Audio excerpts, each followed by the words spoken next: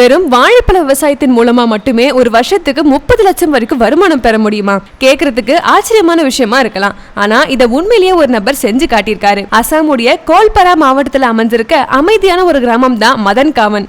இந்த கிராமத்துல வசிக்கும் தேபப்ரத் ரபா அப்படின்ற ஒரு விவசாயி வெறும் வாழைப்பழ விவசாயத்தின் மூலமா மட்டுமே ஒரு வருஷத்துக்கு 30 லட்சத்துக்கும் மேல வருமானம் பார்த்திருக்காரு.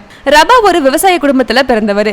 சின்ன வயசுல இருந்தே விவசாயம் தொடர்பான ஆழமான அறிவு அவருக்குள்ள இருந்துச்சு. ரபாவுடைய மூத்த சகோதரர் டீச்சரா பணிபுரிஞ்சு வந்தாரு. அவருடைய தம்பி அசாம் காவல்துறையில பணியாற்றி வந்தாரு.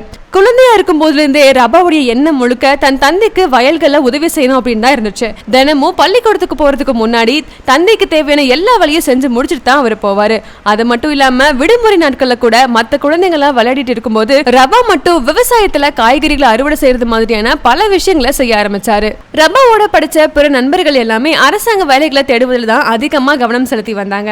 ஆனா ரபா ஏற்கனவே சிறுக சிறுக பணத்தை சேமிக்க தொடங்கி இருந்தாரு. 2009ஆம் ஆண்டுல தன் சேமிப்புகளை பயன்படுத்தி 2.5 ஏக்கர் நிலத்தை வாங்கினாரு. அதுல முதல்ல கரும்பு விவசாயம் தான் அவர் செஞ்சாரு. ஆனா 2011ஆம் ஆண்டுல ரபாவும் தன்னுடைய 2 உறவினர்களான ஹீரோ ரபா மற்றும் தீபங்கர் ரபா ஆகியோர் வாழைப்பழ சாகுபடி செய்ய ஊக்குவிச்சாங்க. இதனால 2011ஆம் ஆண்டுல அந்த 2.5 ஏக்கர் நிலத்துல 3 பேருமே சேர்ந்து வாழைப்பழம் விவசாயம் செய்ய தொடங்கினாங்க. மால்பக், ஹஜாஜி, G9 மற்றும் சென்னிச்சம்பா போன்ற வாழை வகைகளை பயிரிட்டாங்க. இந்த ஒவ்வொரு வகைக்குமே தனித்தனி தேவை இருந்துச்சு. ஆரம்ப காலகட்டத்துல பெரும்பாலான வணிக பண்ணைகள்ல பொதுவா பயன்படுத்துவது போல ரசாயன உரங்களை நம்பிதான் இவங்க விவசாயம் பண்ணாங்க. காலப்போக்குல ரபா மண் சோர்வு மற்றும் மண் அரிப்புகளை தொடர்ந்து கவனிக்க ஆரம்பிச்சாரு. இதனால ரபா பயோ உரங்களுக்கு மாற தொடங்கினாரு.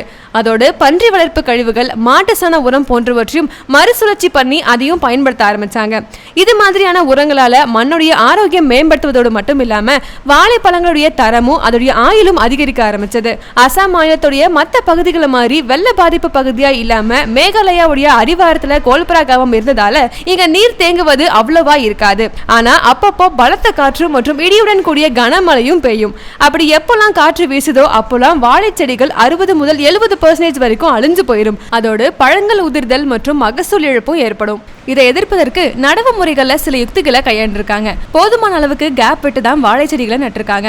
ஆரம்பத்துல தரமான செடிகளை பெறுவது இவங்களுக்கு ரொம்ப கஷ்டமான விஷயமா தான் இருந்திருக்கு. குறிப்பா G9 வகை செடிகளை பெங்களூர் மாதிரியான தொலைதூர நகரங்கள் இருந்து தான் பெற வேண்டியிருந்துச்சு. ஆனா இப்ப அசாமுடைய சந்தையிலேயே நிறைய G9 கன்றுகள் விற்பனை செய்யப்பட்டு வருது. இப்படி பல கஷ்டங்களை சமாளிச்சுதான் அவங்க விளைவிக்கும் வாழைப்பழங்கள் இப்ப அசாம் மாநிலம் மட்டும் இல்லாம மேற்கு வங்காளம், பீகார் மாதிரியான பகுதிகளுக்கும் அனுப்பப்படுது. ரபா தன்னுடைய உறவினர்கள் மற்றும் குடும்பத்தோடு சேர்ந்து வாழை விவசாயத்தை நல்லபடியா செய்ய ஆரம்பிச்சாரு. இன்னைக்கு அவங்க 15 ஊழியர்களை நியமிச்சிருக்காங்க.